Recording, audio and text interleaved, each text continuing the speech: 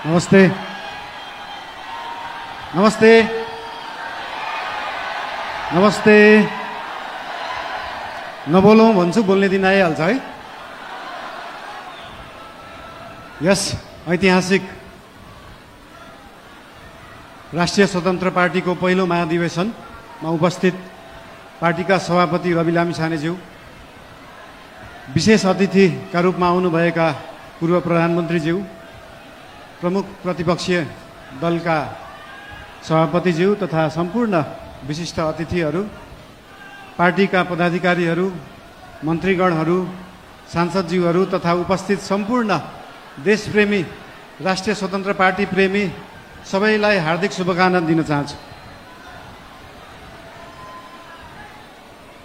कुरा कताबाट सुरु गरौँ त? आज खासमा चाहिँ यो महाधिवेशन भनेको पार्टीको विषयमा बोल्ने, पार्टीलाई कसरी सुदृढ बनाउने, पार्टीलाई कसरी बलियो बनाउने, हाम्रो पार्टी जुन एउटा सानो महत्त्वाकांक्षा, सानो इच्छा, सानो देश बनाउने हुटुटीले सुरु भएको पार्टी आज महाधिवेशनको पहिलो दिनसम्म आउँदै गर्दाखेरि यो पार्टी, यो आन्दोलनको रूपमा भएको पार्टी, भावनाको रूपमा भएको पार्टीलाई संस्थागत गर्ने, स्थापित गर्ने दिनमा आउँदाखेरि हामीले धेरै जसो पार्टीलाई कसरी एक ठाउँमा ल्याउने भन्ने नै कुरा गर्नुपर्छ। आज विभिन्न विशिष्ट अतिथिहरूले विभिन्न सल्लाह दिनुभएको छ, शुभकामना दिनुभएको छ, सुझावहरू पनि दिनुभएको छ, चिन्ता पनि लिनुभएको छ। सरकार भनेको त गाडी जस्तो हो, गाडीमा एक्सिलेटर मात्र होइन, ब्रेक हुन्छ, ब्रेक पनि लाउनुपर्छ भनेर चिन्ता पनि मान्नुभएको छ।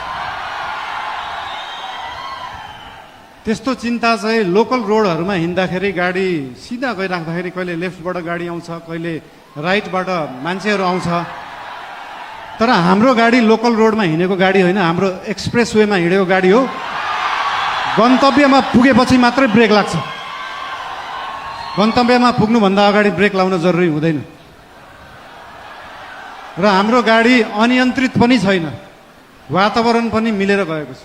त्यही भएर हाम्रो पार्टीप्रति, हाम्रो सरकारप्रति जुन चिन्ता लिनुभएको छ त्यसको लागि धेरै धेरै धन्यवाद पनि दिन चाहन्छु। चिन्ता लिनु राम्रो कुरा हो। जनता र जनताको भोट भनेको हावा जस्तो हुन्छ, कहिले हावा यताबाट चल्छ, कहिले उताबाट चल्छ भनेर चिन्ता लिनुभएको छ। हामीले कुनै हावा चलाएका छैनौँ, हामीले बाढी ल्याएर खोला फर्काएको र खोला एकचोटि सिधा बाटो, आफ्नो सही बाटोमा फर्किएपछि निरन्तर त्यही बाटो बगिरहन्छ। यो हावा जस्तो कहिले लेफ्ट राइट, उत्तर दक्षिण, पूर्व पश्चिम बग्दैन। त्यही भएर चिन्ता लिनुहुनेहरूलाई धेरै धेरै धन्यवाद दिन चाहन्छु। यस्तै चिन्ता हामीलाई दिइराख्नु होला, हामीलाई मार्गदर्शन दिइराख्नु होला।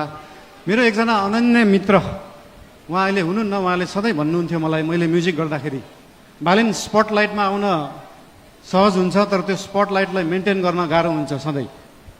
त्यस्तै चिन्ता आज यहाँ हाम्रा आदरणीय नेतागणले पनि लिनुभएको छ।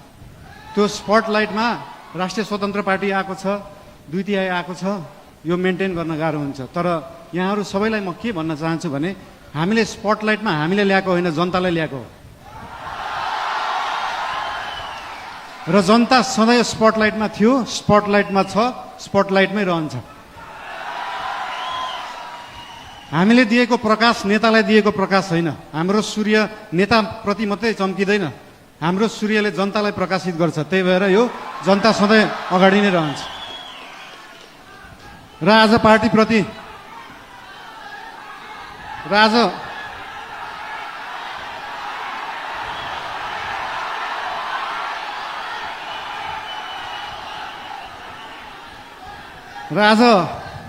पार्टीको विषयमा विशेष गरी कुरा राख्नुपर्छ भनेरै हाम्रो पार्टीको चिन्तन कस्तो हो, लेफ्ट हो, राइट हो, सेन्टर हो, धेरै चिन्ता लिइराख्नु पर्दैन। हाम्रो पार्टी विकासवादी पार्टी हो, विकास गर्ने, काम गर्ने पार्टी हो।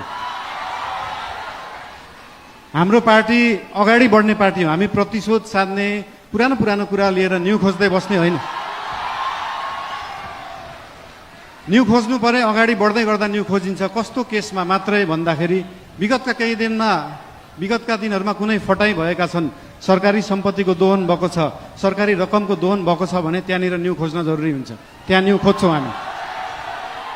र त्यो न्यू खोज्दै गर्दाखेरि अख्तियारलाई 5 घण्टा सोधपुछ गर्नुपर्छ, सरसल्लाह लिनुपर्छ भने हामी 5 घण्टा मात्रै होइन 5 वर्ष गर्छौँ। 5 वर्ष अख्तियारलाई राखेर सरसल्लाह गरिन्छ। त्यसमा चिन्ता लिइराख्नु पर्दैन। हामीले नियम कानुन मिच्दैनौँ, नियममा बसेरै काम गर्छौँ, नियमभन्दा बाहिर जाँदैनौँ। हाउभाउ हेर्दाखेरि यस्तो सोसल मिडियाहरू हाउभाउ हेर्दाखेरि अलिकति अनियन्त्रित देखिएला, त्यो देखिएको मात्रै हो। सबै चिज नियन्त्रणमा छ, कुनै चिज आउट अफ कन्ट्रोल गएको छैन। चिन्ता कुनै विषयमा लिनु पर्दैन। सीमाको विषयमा पनि चिन्ता लिनुभएको थियो। हामीले सीमाको विषयमा बोल्दाखेरि पक्कै पनि जुनसुकै देशसँग सीमाको विषय कुरा गर्दाखेरि उहाँहरूले पनि आफ्नो आपत्ति जनाउनुहुन्छ। आपत्ति जनाउनु भयो, मलाई अचम्म लाग्यो। ल ठिक छ, तपाईँहरूसँग प्रमाण छ भने ल्याउनुहोस्। हामीसँग त प्रमाण छ, हामीसँग कालापानी लिपुलेकको प्रमाण छ। र त्यो प्रमाण लिनलाई हामीले पहिला ब्रिटिसले राज गर्दाखेरि त्यो प्रमाण ल्याउनुपर्छ भने ल्याउँछौँ भनेका हो। हामीले ब्रिटिसलाई मध्यस्थकर्ता राख्न खोजेका होइनौँ। हामी हाम्रो छिमेकीहरूसँग आफै कुरा गरेर मिलाउँछौँ। हामीसँग प्रमाण छ र हामी ल्याउँछौँ, त्यो कुरा गरिएको हो। यसमा आशंका मान्नु पर्दैन। मेरो राष्ट्रियताप्रति कुनै आशंका मान्नु पर्दैन, कसैले पनि मान्नु पर्दैन। र विशेष गरी पार्टीको कुरा गर्दाखेरि पार्टीको महाधिवेशन चल्दैछ आज, भोलि पर्सि, भोलि चुनाव होला।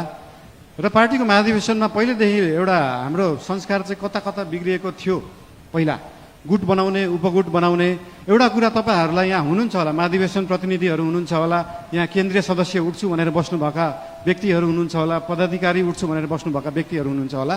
तपाईँहरूलाई एउटा कुरा स्पष्ट के भन्न चाहन्छु भने, एउटा राम्रो नेता बन्नलाई, एउटा राम्रो राजनीतिज्ञ बन्नलाई जनताको आस्था, जनताको माया जित्नुपर्छ, कुनै समूहको मायालाई हुँदैन। त्यही भएर समूह बनाउने पछाडि नलाग्नु होला। त्यस्तो बिउ अहिले नै नरोप्नु कि त्यो बिउ भोलि रुख बनेर बिचबाट फाड्नु परोस्। त्यही भएर यस्तो बिउ रोप्ने काम, यस्तो रुख फलाउने कामहरू हामी चाहिँ नगरौँ। हामीले पुरानाहरूबाट यो सिक्नुपर्छ।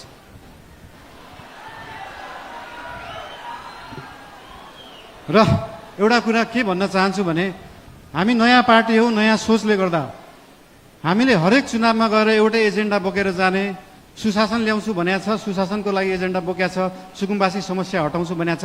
हामीले यही कार्यकालमा सुकुम्बासी समस्या समाधान गर्छौँ, यही कार्यकालमा सहकारी समस्या समाधान गर्छौँ। अर्को चुनावमा फेरि यही एजेन्डा बोकेर जाँदैनौँ।